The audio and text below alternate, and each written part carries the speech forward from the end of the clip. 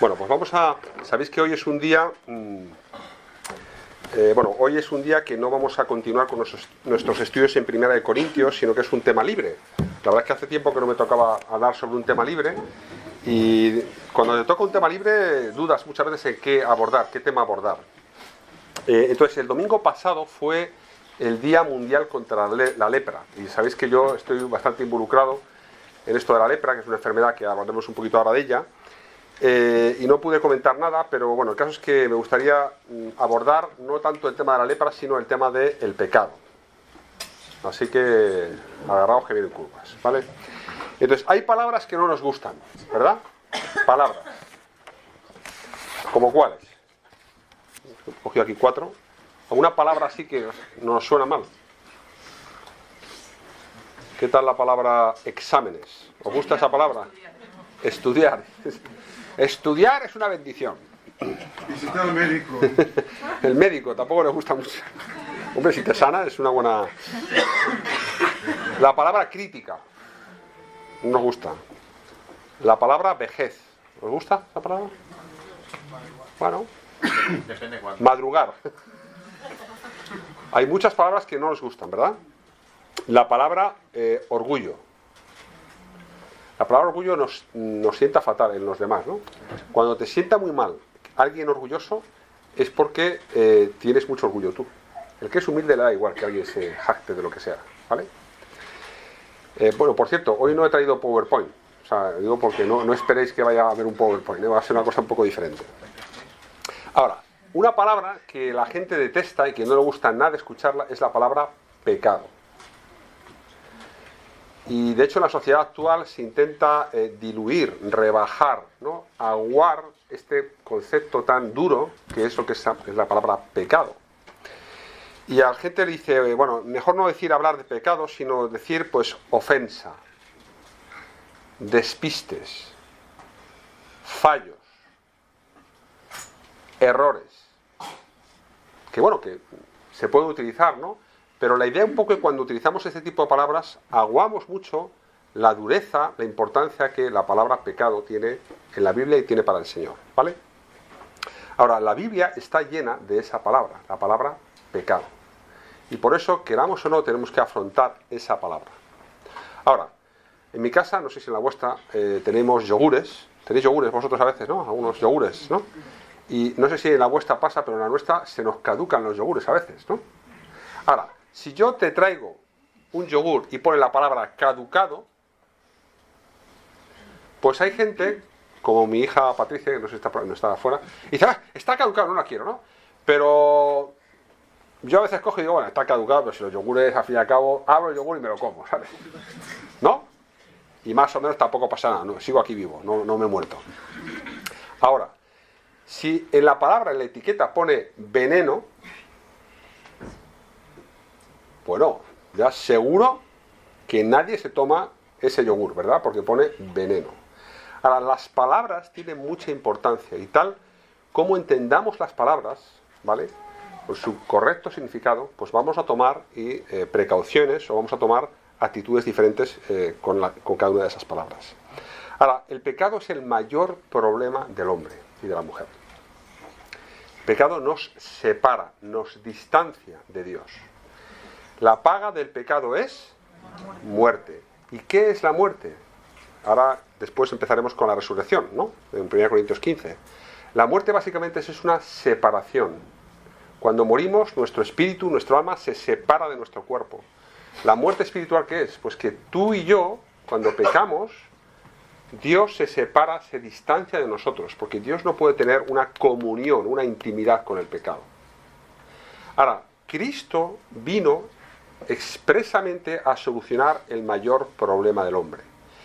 Cristo, sin pecado, se acercó a los pecadores y fue nuestro pontífice. Estableció un puente entre nosotros y Dios. Pero para poder cruzar ese puente era necesario que la paga del pecado fuera satisfecha. Y Cristo en la cruz murió por ti y por mí. El justo murió por los injustos para llevarnos a Dios. Y lo que hace falta es que tú y yo reconozcamos que hemos pecado, que hemos ofendido a Dios, que no hemos alcanzado lo que Dios demandaba de nosotros, que le pidamos perdón y que nos agarremos desesperadamente a la única solución que Dios ha provisto por nuestro pecado, que es Cristo en la cruz muriendo por ti y por mí. ¿Vale? Ahora, me gustaría abordar el tema este del pecado de una forma positiva, ¿vale? Y vamos a hablar, y vamos a empezar con las P's. Me ha costado mucho hacer este bosquejo, ¿de acuerdo? Vamos a hablar del pasado, del presente y del porvenir, ¿vale? Pasado, presente y porvenir. Y cómo nuestra relación con el pecado en el pasado, en el presente y en el porvenir, ¿vale? Ahora, hay una enfermedad que es la lepra, que ilustra muy bien, y vamos, de forma muy bien, ¿no?, lo que es el pecado. La lepra es una enfermedad de la piel. Lo que antiguamente era la lepra no es realmente lo que conocemos hoy por la lepra, ¿vale? Es un poco diferente. Pero la idea de la lepra es que es una enfermedad que afecta a la piel, afecta a la superficie y por tanto es visible al que te ve, ¿vale? Y en ese sentido el pecado y la lepra van muy de la mano. Y igual que la lepra te desfigura, el pecado te afecta estéticamente, ¿vale? Además, la lepra inutilizaba, así de la misma forma el pecado nos inutiliza, nos volvemos inservibles. La lepra nos insensibiliza. Cuando tienes lepra en la piel, te tocan agua caliente y no sientes nada. Así el pecado nos cauteriza la conciencia y seguimos haciendo lo mismo que hacíamos porque no importa, ¿vale? La lepra nos vuelve abominables, inmundos, hediondos. Así el pecado nos vuelve, a los ojos de Dios y a los ojos de aquellos que son santos, abominables, inmundos y hediondos. La lepra te aísla de Dios y te aísla de la sociedad. Así el pecado te aísla de Dios y te separa de tus hermanos, ¿no? Ahora, Dios ha provisto, como hemos dicho, la solución para el pecado. Ahora, vamos a leer 3 textos. Y el primero está en Lucas capítulo 17. Lucas, si me acompañáis a Lucas capítulo 17. Si no tenéis Biblia, no pasa nada, yo lo leeré en voz alta. Textos preciosos. Vamos a leer 3 textos y luego haré una lectura de un artículo. Lucas 17, versículo 11.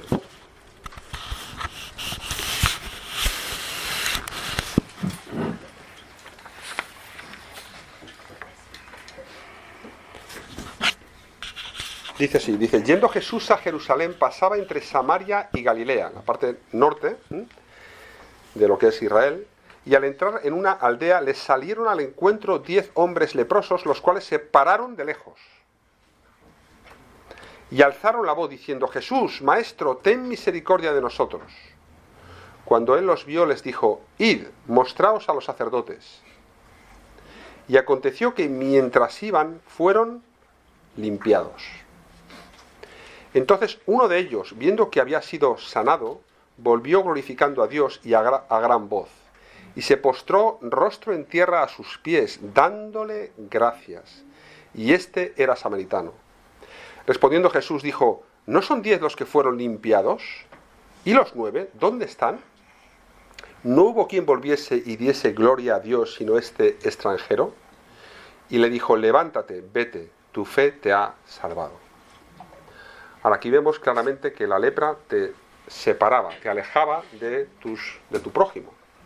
Los leprosos se paran de lejos y tienen la necesidad más imperiosa es que sean sanados, ¿verdad? Ahora Jesús les dice: id, mostraos a los sacerdotes, y dice que en el camino fueron, ¿qué dice? No dice sanados, dice limpiados. Porque la lepra no es solamente una sanación, sino hay una limpieza. Era algo también que implicaba una purificación, ¿vale? Dice primero limpiados, luego dice sanados, versículo 15. En el versículo 17 dice: no son 10 los que fueron limpiados, vuelve a decir Jesús, y al final el único que viene, que vuelve, el versículo 19 Jesús dice: levántate, tu fe te ha salvado. Y es que esto va no solamente de limpieza de lepra, sino de la salvación del alma. Ahora, me llama mucho la atención esta frase de que, versículo 16 dice, y se postró rostro en tierra a sus pies, dándole gracias. Dándole gracias. Ahora,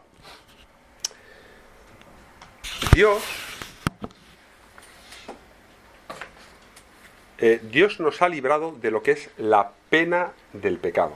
No la pena en cuanto al lloro, sino lo que es la justicia, lo que implica todos los abogados saben más, ¿no? La pena, ¿no? O sea, tú cuando cometes un delito, eso conlleva una pena, un castigo.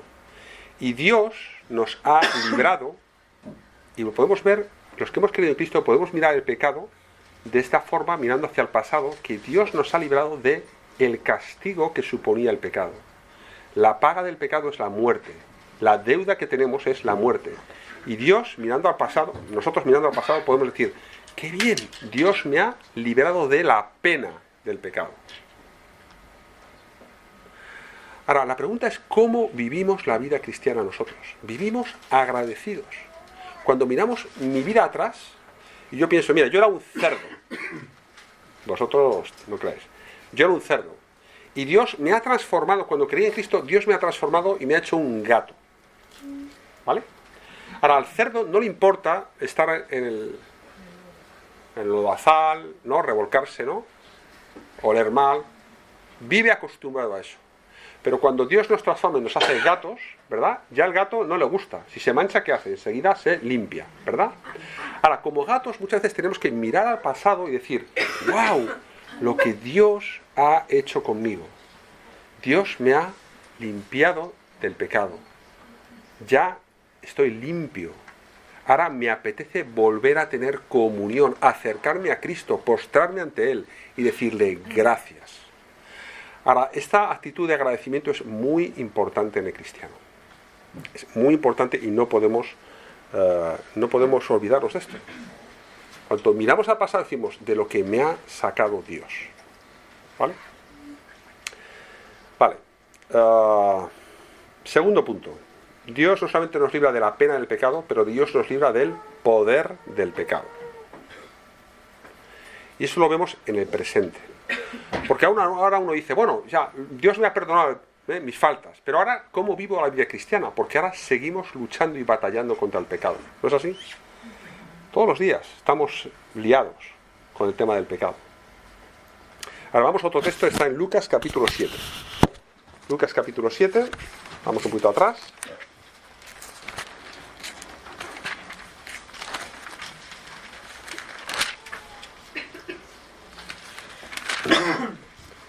Versículo 36, lo vamos a leer hasta el final. Texto precioso, largo, muy sugerente. Dice, Lucas 7, 36, dice, uno de los fariseos rogó a Jesús que comiese con él, y habiendo entrado en casa del fariseo, se sentó a la mesa. Entonces una mujer de la ciudad que era pecadora. O sea, la palabra pecado aparece 590 veces en la Biblia, en castellano, y más de 203 en el Nuevo Testamento. O sea, no podemos soslayar el tema del pecado. ¿Vale? Entonces una mujer de la ciudad que era pecadora, al saber que Jesús estaba a la mesa en casa del fariseo, trajo un frasco de alabastro con perfume, y estando detrás de él a sus pies llorando, comenzó a regar con lágrimas sus pies, y los enjugaba con sus cabellos, y besaba sus pies y los ungía con el perfume. Cuando vio esto el fariseo que le había convidado, dijo para sí, este si fuera profeta conocería quién y qué clase de mujer es la que le toca, que es pecadora.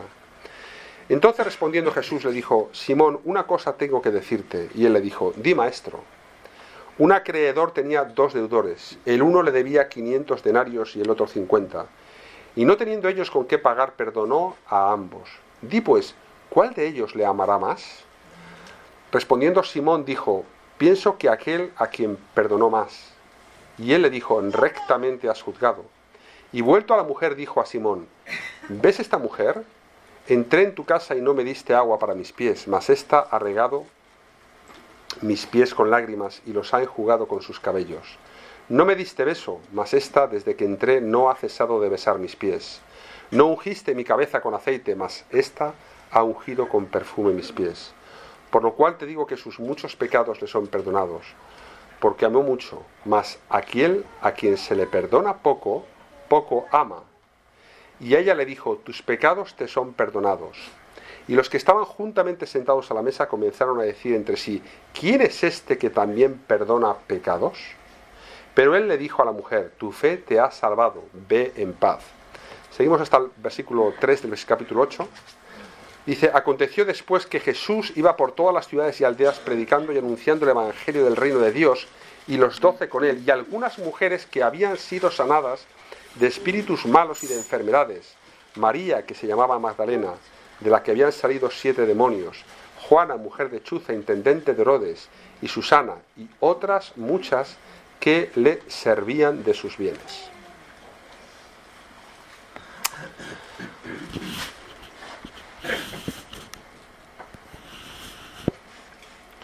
Ahora, muchas veces nos sentimos incapaces de batallar con el pecado.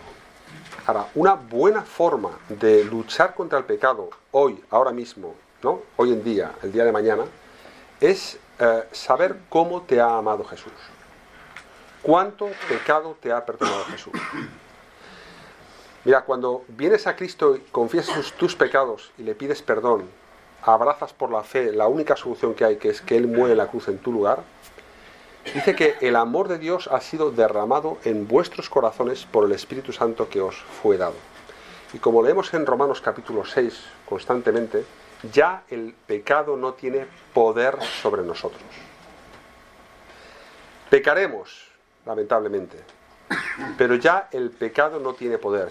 Somos como gatos, a veces nos manchamos, pero tenemos una tendencia a rechazar el pecado. A veces nos manchamos, pero ya no queremos pecar. ¿Vale? Ese es el... Ahora, esta mujer, sintiéndose tan perdonada, ¿qué hace?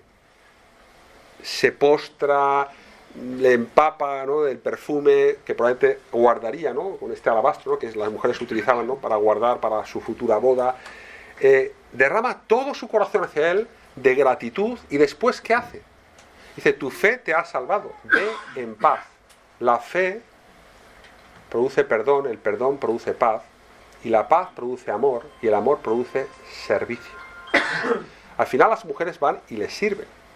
Ahora, cuando tú eres consciente de que Cristo te ha librado de la pena del pecado, pero también que te libra del poder del pecado, te sientes con fuerzas para, a partir de ahora, voy a amarle con todo mi corazón, voy a luchar para serle obediente. Ahora, Hebreos capítulo 12 dice que tenemos que tener puestos los ojos en Jesús, el autor, el que inicia y el que consuma nuestra fe. Dice: despojándoos de todo peso y del pecado, ¿no?, que nos asedia, ¿no?, corramos con paciencia la carrera que tenemos por delante, puesto los ojos en Jesús. Y luego dice: considerad a aquel que sufrió tal contradicción de pecadores contra sí mismo, para que vuestro ánimo no se canse hasta desmayar. Y luego dice: porque aún no habéis resistido, no habéis combatido hasta la sangre. No habéis resistido, no me acuerdo. Porque aún no habéis combatido, ¿no?, contra el pecado sangrando, ¿no? No me acuerdo cómo lo dice. Vamos a ver. 12:4, ¿no? Porque aún no habéis resistido hasta la sangre, combatiendo contra el pecado.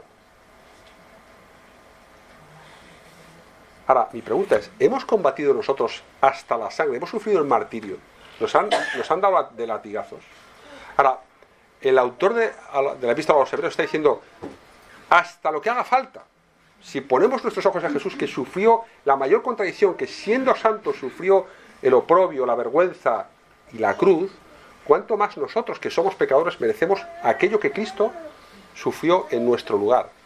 Ahora, mi pregunta es, os lo hago a vosotros y me lo hago a mí mismo: ¿estoy combatiendo contra el pecado? Ahora, cuando hablamos de pecado, bueno, es una cosa muy grande, ¿no? Una palabra demasiado grande. Si vamos un segundo a Gálatas, capítulo 5, por ejemplo, Gálatas 5, versículo 19. Entonces, el pecado podemos abordarlo de dos formas, una negativa y otra positiva. Vamos a abordar las dos. Dice, manifiestas son las obras de la carne. Y aquí va a citar unos cuantos pecados específicos, no todos, pero unos cuantos. Y dice, adulterio, fornicación, inmundicia, lascivia, todo esto tiene que ver sobre todo con el área, ¿no?, de la sexualidad, mal entendida. El sexo es bueno, pero mal entendido es incorrecto, que son estas palabras, adulterio, fornicación, inmundicia, lascivia. Luego habla de la idolatría, de hechicerías, de enemistades. Esto ya nos toca más de cerca, ¿no? Espero que no sea el adulterio, la fornicación, la idolatría. A veces, ¿no?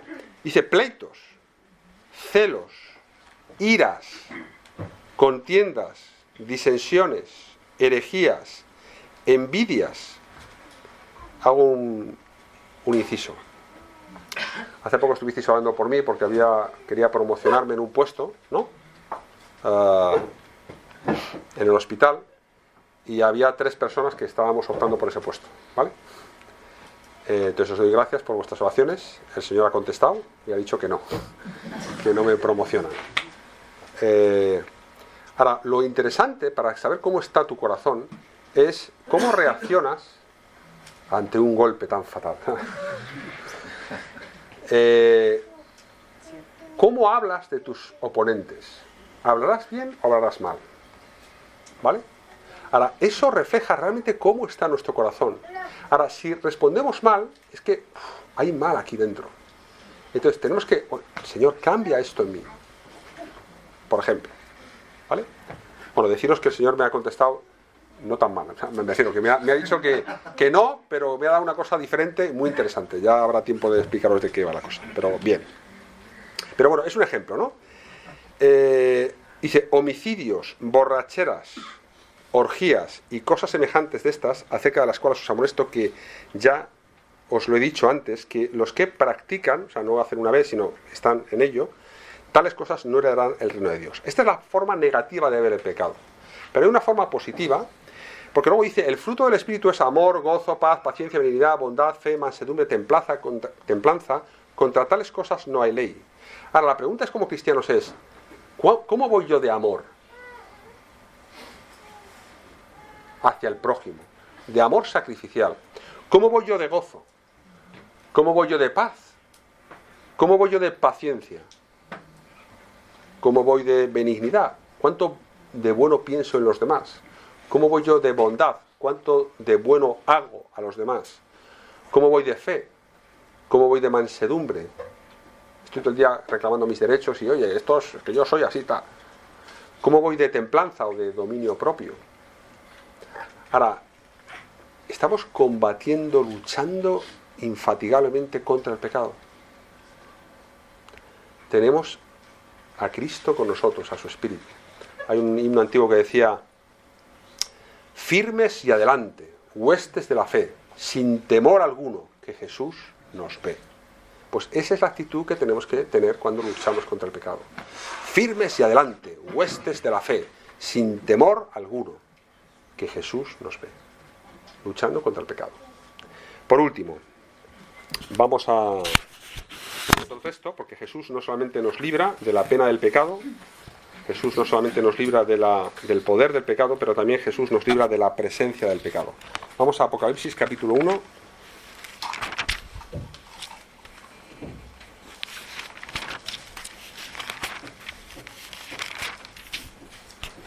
Y el versículo 4. Juan capítulo 1, versículo 4 dice: Juan a las 7 iglesias que están en Asia, gracia y paz a vosotros del que es, y que era, y que ha de venir, y de los 7 espíritus que están delante de su trono, y de Jesucristo, el testigo fiel, el primogénito de los muertos, y el soberano de los reyes de la tierra, al que nos amó y nos lavó de nuestros pecados con su sangre, y nos hizo reyes y sacerdotes para Dios su Padre. A él sea la gloria e imperio por los siglos de los siglos. Amén. He aquí que viene con las nubes, y todo ojo le verá, y los que le traspasaron, y todos los linajes de la tierra harán lamentación por él. Sí, amén. Y aquí Jesús, hablando en primera persona, dice: yo soy el alfa y la omega, principio y fin, dice el Señor, el que es, y que era, y que ha de venir, el Todopoderoso. Y realmente da unos atributos que son los mismos que los que tiene el Padre, haciéndose igual a Dios. Ahora, ¿cómo resume la persona y la obra de Cristo, al que nos amó y nos lavó de nuestros pecados con su sangre. Cristo no vino a este mundo a decir, a aparecer en el cielo y decir, chicos, venga, amaros un poquito que lo lleváis un poco mal. No, no vino a dar un ejemplo de amor, tampoco. Él vino fundamentalmente a morir, a derramar su sangre, porque la paga del pecado es la muerte. Y la única opción que había de volver a restablecer la comunión con Dios es que alguien sufriese las consecuencias que tú y yo merecíamos. Nos lavó, nos limpió del pecado. Ahora, ¿cómo vamos a estar en Apocalipsis? Sin presencia del pecado. En la Nueva Jerusalén ya no habrá pecado. Ya no habrá leprosos. Ahora todavía, ¿verdad? En casa hay problemas, en el trabajo hay problemas, aún siendo cristianos tenemos, ¿no? Y tenemos esta batalla y esta lucha. Pero algún día, como dijo Kisly, ¿no? Algún día le veremos a Él y seremos tal como Él es. ¿Él tiene pecado? No. ¿Lo tendremos nosotros? Tampoco. Así será para siempre. Voy a leer un relato, un cuento.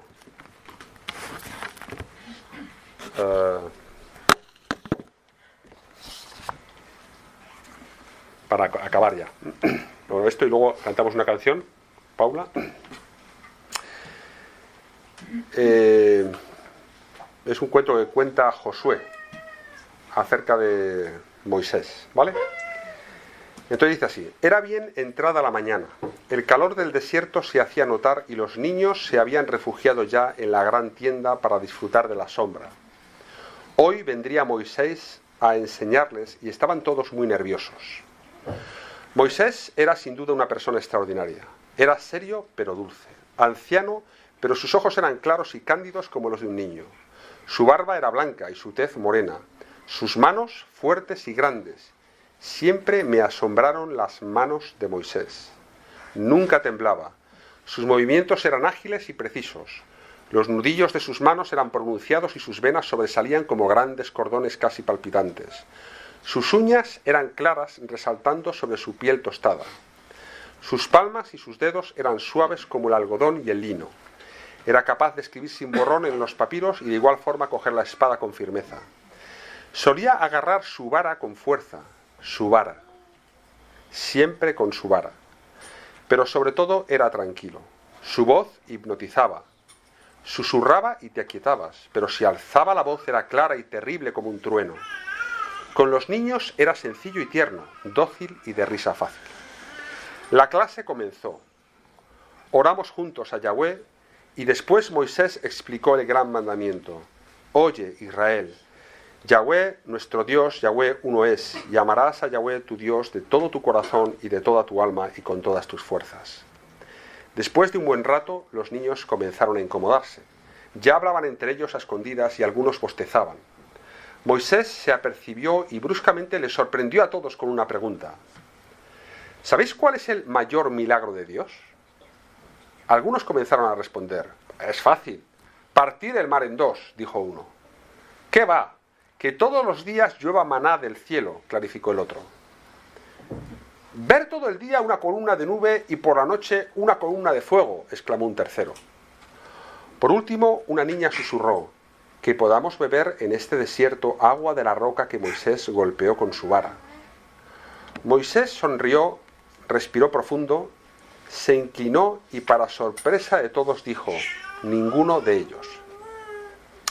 Entonces se levantó, dejó en el suelo su vara y mostró a todos su mano derecha. Yo me quedé mirándole e imaginando qué iba a decir. Tampoco yo, Josué, llegaba a precisar cuál sería el mayor milagro. Fue al principio, comenzó a explicar Moisés, cuando conocí a Dios en la zarza ardiente, cuando conocí su nombre, yo soy el que soy, cuando yo dudé de él y de sus propósitos para enviar a sacar a Israel de Egipto. Solicité pruebas.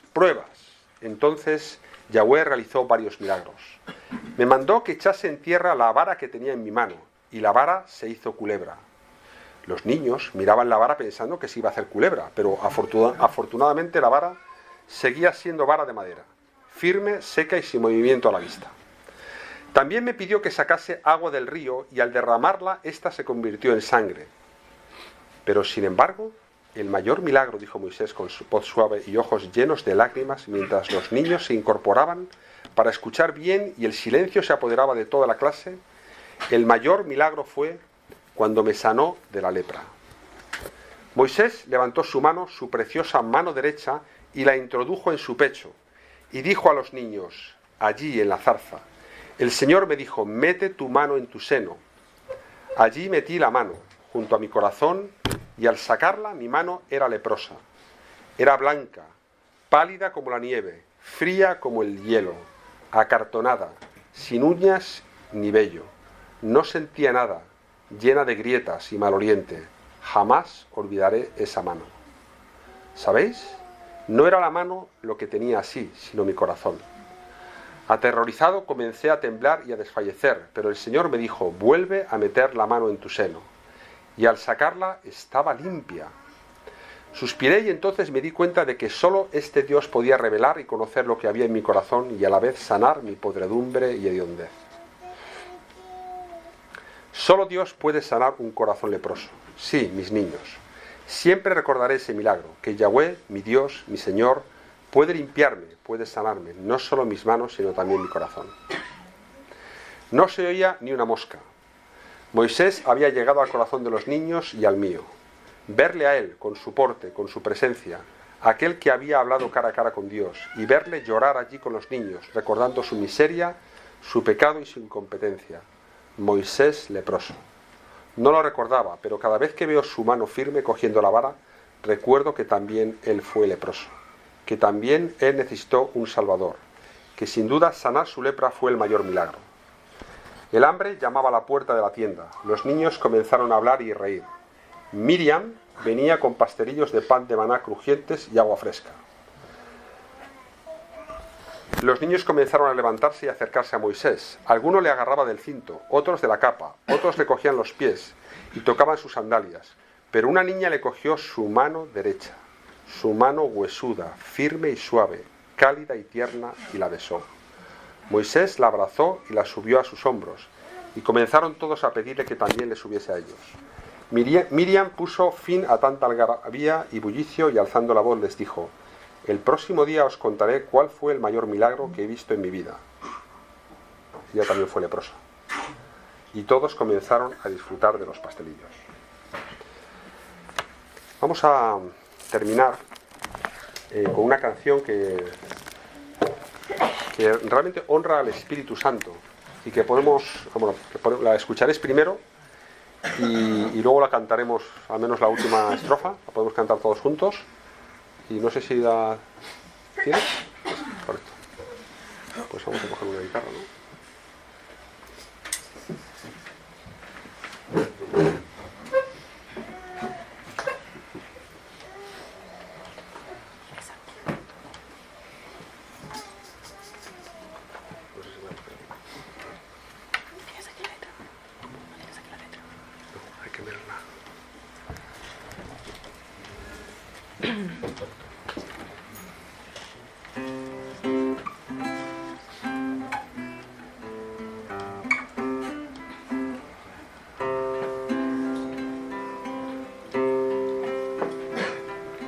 Santo Espíritu, aliento de Dios, crea vida en mi alma, en mi interior. Trae memoria de nuestro Señor y renueva y limpia el corazón. Tu palabra sea vida en mí, dame fe en lo que no puedo ver, dame celo por tu santidad, Santo, Santo, pon vida en mi ser. Santo Espíritu, el que mora en mí, que tu gozo sea visible aquí, que tu amor cubra todo mi mal, mis silencios, obras y mi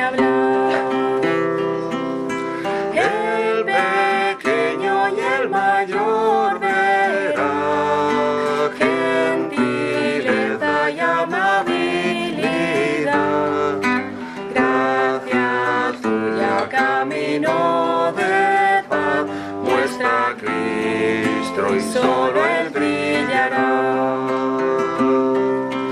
Santo Espíritu, el Dios creador, dando vida, aliento en cada ser. Muestra omnipotencia una vez más, pues tu iglesia ansía ver tu poder. Mi oración, fragancia para ti, llévame a un amor sacrificial, que tu iglesia junta en unidad muestre al mundo al Cristo celestial.